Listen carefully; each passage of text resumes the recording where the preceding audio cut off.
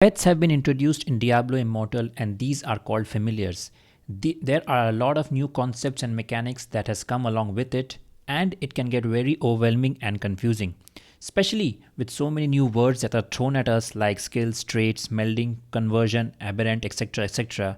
And if your concepts are not clear, you might end up wasting some of your precious resources.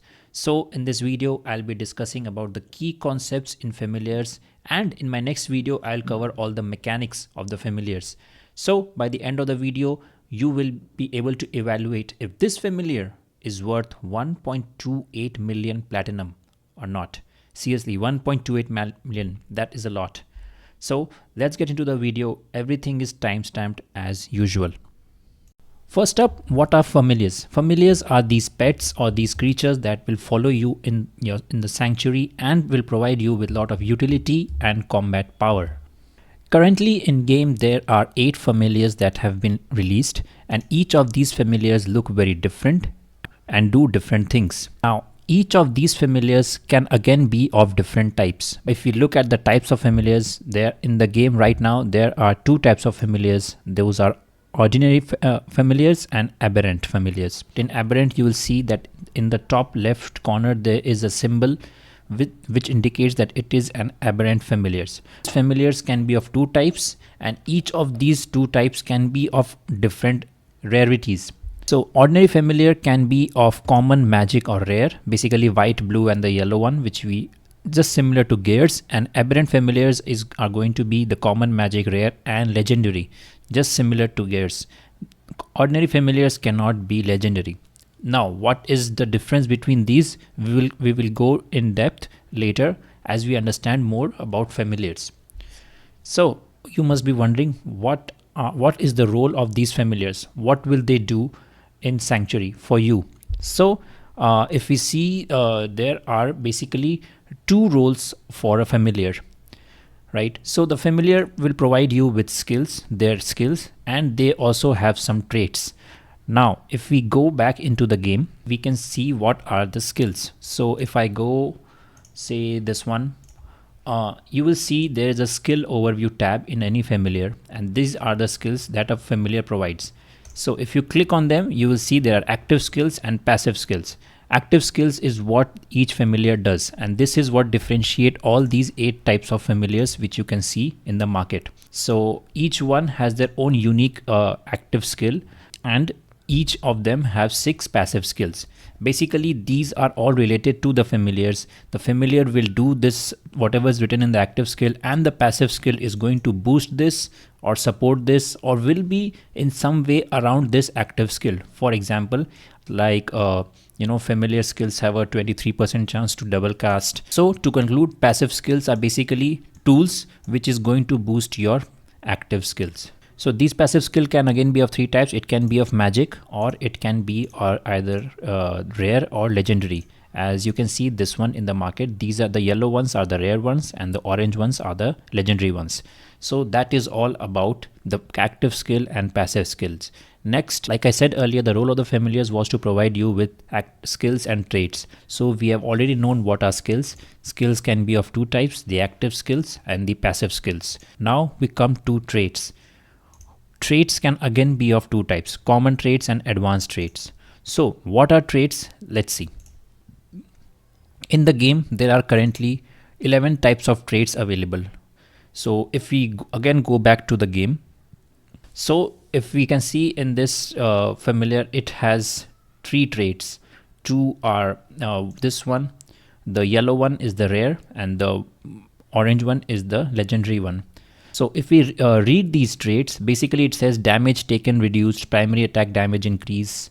So you can see that these are different from passives and active. What is the difference between this is that these traits is not going to buff the familiar, but these traits are going to buff your character, the main character that you are using, whatever you are playing, monk, barbarian, whatever you are playing, right? So these traits, so this is the second role of the familiar, is to provide you with powerful traits, right? So if we continue to know more about traits, what number one thing is that traits are things that is going to buff your main character, while skills, I've already told you, it is going to buff it is what the familiar does. So after it going to buff the player, you'll see that in the game there are 11 traits available, but at a time you can have up to 6 traits active in any familiars.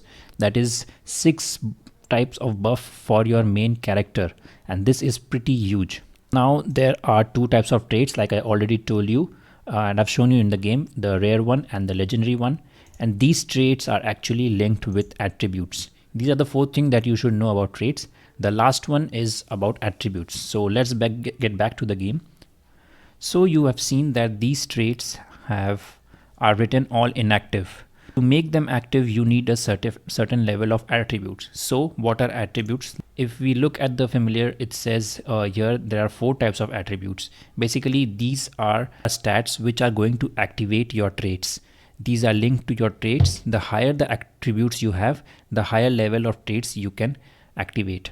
So if we look at the tooltips and we go to familiar classification, you can see the attributes, the details for attributes for each type of each rarity of the familiar.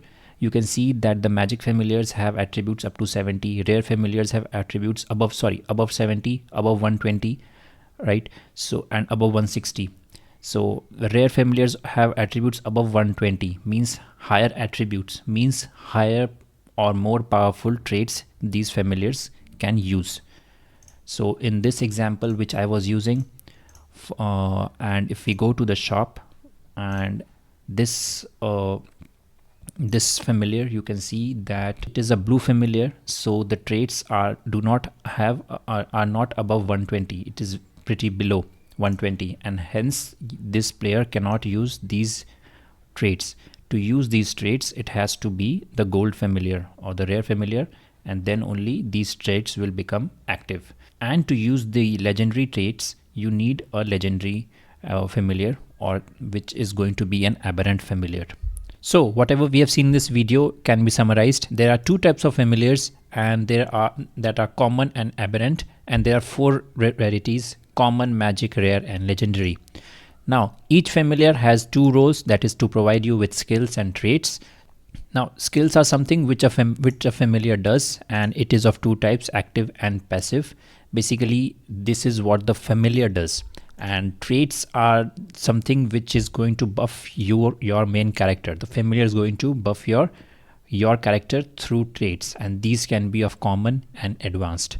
Now there are certain limitations on which familiar can use common traits and which familiar can use advanced traits. So those I have all explained in this video. Now in the next video, which is going to be my final video, I'm going to explain all the advanced mechanics of the familiar. By advanced mechanic, I mean the empower, melding, conversion, and going in depth about everything from traits and skills and everything, which is going to help you to make the right decisions in upgrading your familiar and getting the best familiar possible. So I hope you like this video. Subscribe if you want to get notified whenever I release the next familiar video. Thanks for watching, and I'll see you in the next one. Bye.